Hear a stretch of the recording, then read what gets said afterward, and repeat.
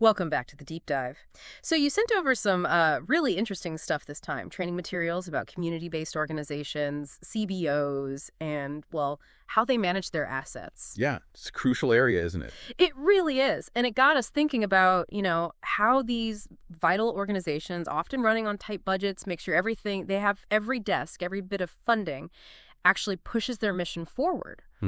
So that's what we're digging into today, the nuts and bolts of effective asset management specifically for CBOs. Exactly.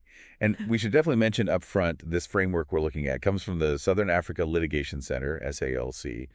They've put together some pretty comprehensive guidelines. Right.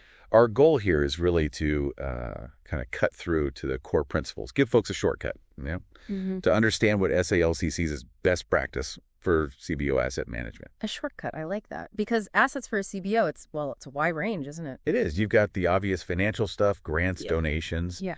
But then there's all the non-financial things too. The computers, maybe vehicles for outreach, even the office furniture. It all counts. All vital tools. Absolutely.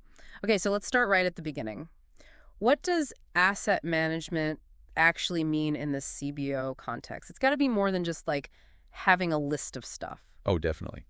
SALC's material really emphasizes it's about responsible and strategic oversight, looking after all the resources the CBO has control over. Strategic oversight? Okay. Yeah. Yeah. The whole life cycle starts with figuring out what you need, then acquiring it, then, importantly, monitoring how it's used, its condition, and finally deciding how to dispose of it properly when it's, done its job. Right. Cradle to grave, almost. Pretty much.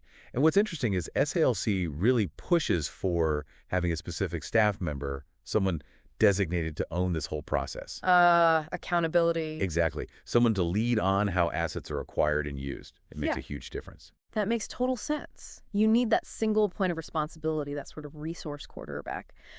Okay, so beyond that definition, what are the real must-haves, according to SALC, for a CBO to do this well? Well, there are several key pieces that kind of fit together. First off, SALC stresses knowing the actual economic value of your assets. Okay, value, like what it's worth now. Yeah, both its current market value, what you might get if you sold it, and, crucially, its replacement cost.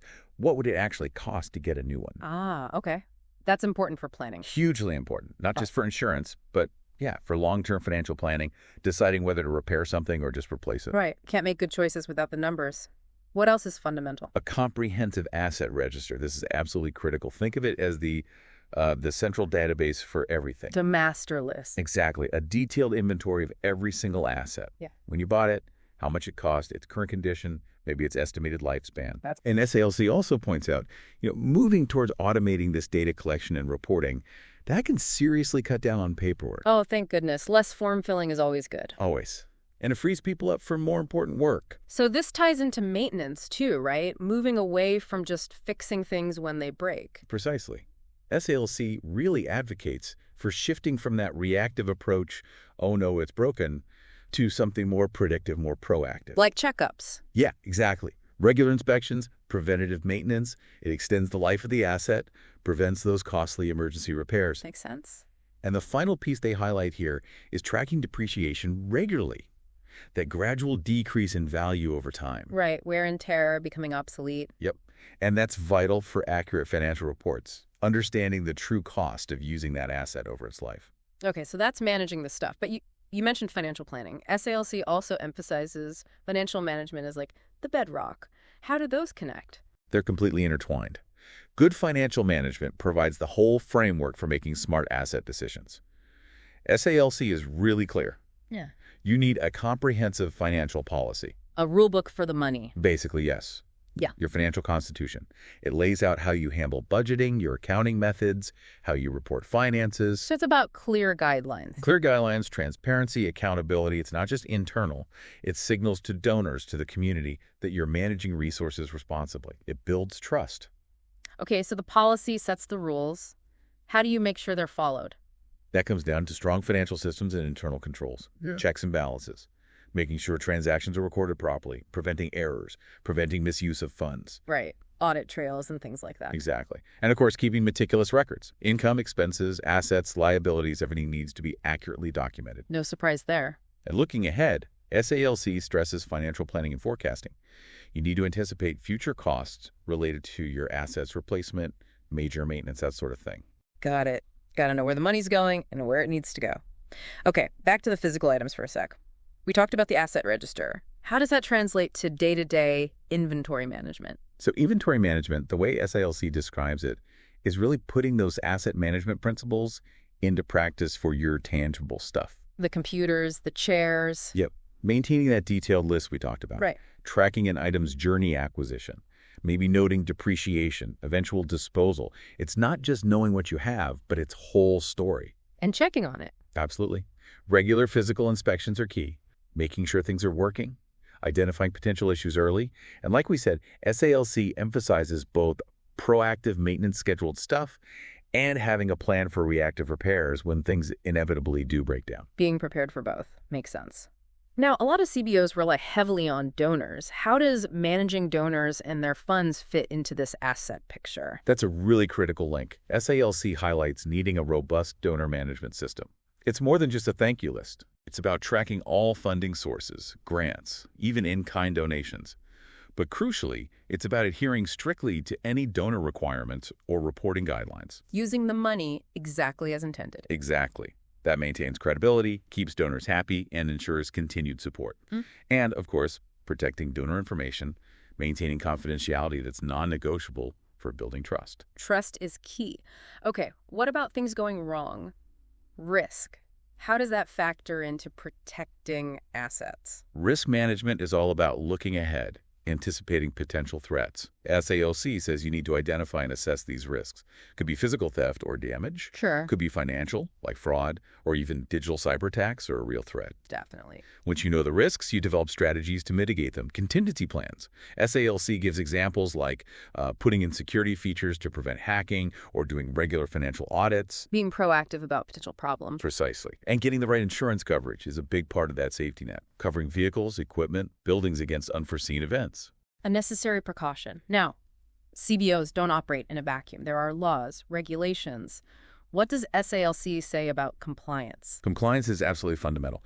SALC stresses you have to understand and follow all the relevant laws, financial management rules, tax laws, reporting requirements specific to where the CBO operates. And these can change, right? They can, so staying updated on accounting standards, financial regulations, that's part of the job.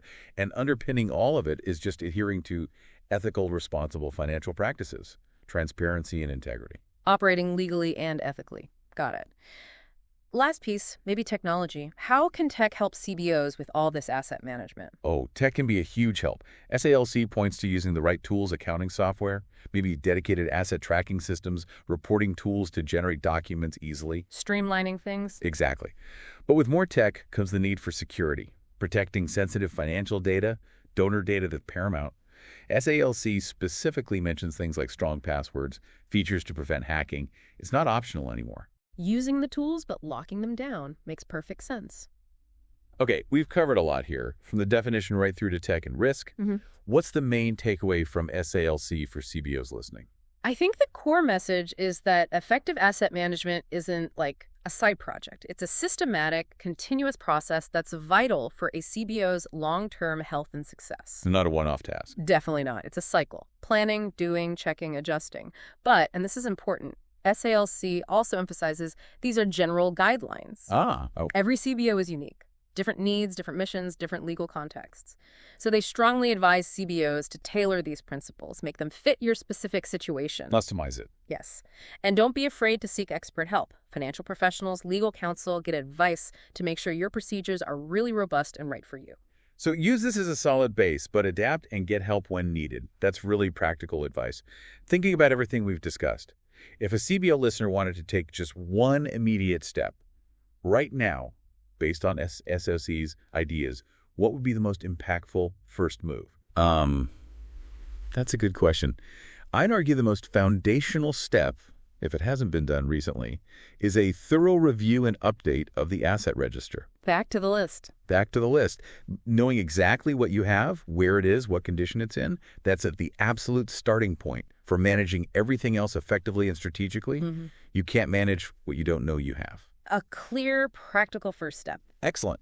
Well, that brings us to the end of this deep dive, looking at asset management for CBOs through the lens of the Southern Africa Litigation Center's training materials. Really valuable insights there. Thanks for joining us. My pleasure. Good discussion. Until next time.